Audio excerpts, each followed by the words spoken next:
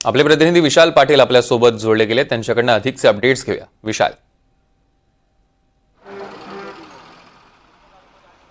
सौरभ, सैफ अली खानवरती हल्ला करणाऱ्या आरोपीला रात्री 2 वाजता अटक करण्यात आलेली आहे आणि आरोपीला खार पोलीस स्टेशनमध्ये ठेवण्यात आलेला आहे। थोड्याच वेळात या आरोपीला कोर्टात सुद्धा घेऊन जाणार आहेत। सद्यस्थितीला या आरोपीची चौकशी सुरू आहे।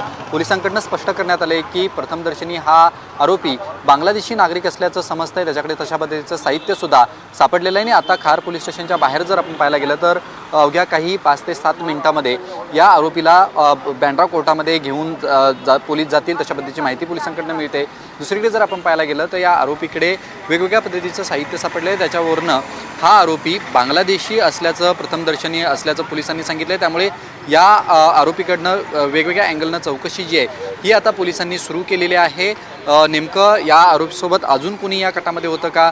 पोलिसांनी असं सांगितलं आहे की चोरीच्या उद्देशानं हा आरोपी सैफ अली खानच्या घरी गेला होता आणि त्यानंतर सैफ अली खानवरती त्यानं हल्लासुद्धा जो आहे हा केलेला आहे। त्यामुळे सद्यस्थितीला या आरोपीची आता चौकशी जी आहे सुरू आहे।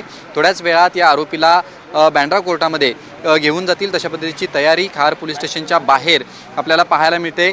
दुसरीकडे जर आपण पाहायला गेलं तर ज्या पद्धतीचं हे साहित्य आहे हे बांगलादेशी साहित्य या व्यक्तीकडे असल्याचं पोलिसांनी सांगितलं आहे। त्यांनी त्याच अनुषंगानं तपास जो आहे हा केला जातोय। या आरोपीकडे कोयतासुद्धा मिळाल्याची माहिती पोलिसांनी दिलेली आहे। त्यामुळे आता या आरोपीची कसून चौकशी जी आहे ही खार पोलीस स्टेशनमध्ये होताना आपल्याला पाहायला मिळते। सौरभ, निश्चितच विशाल, आणि पोलिसांनी अधिक विस्तारानं माहिती दिली आहे की तो सगळ्यांना गुंगारा देत कसा ठाण्यापर्यंत पोहोचला, त्याबद्दलचे देखील थोडेसे अपडेट्स द्याल?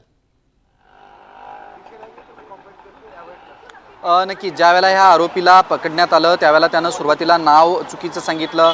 पश्चिम बंगालचा रहिवासी आहे अशा पद्धतीचं सांगितलं। जवळपास 2 ते 3 नावं त्यानं वेगवेगळ्या पद्धतीने सांगितली। पोलिसांकडे कुठच्याही प्रकारची कागदपत्र नसल्यामुळे हा नेमका कुठचा आहे याचा अंदाज जो आहे हा लागत नव्हता। आता चौकशी अंती प्राथमिक अशी माहिती मिळते की हा बांगलादेशी नागरिक आहे आणि तशा पद्धतीचं साहित्यसुद्धा याच्याकडे सापडलेलं आहे आणि याच अनुषंगानं पोलिसांकडनं चौकशी जी आहे ही सुरू केली जाते।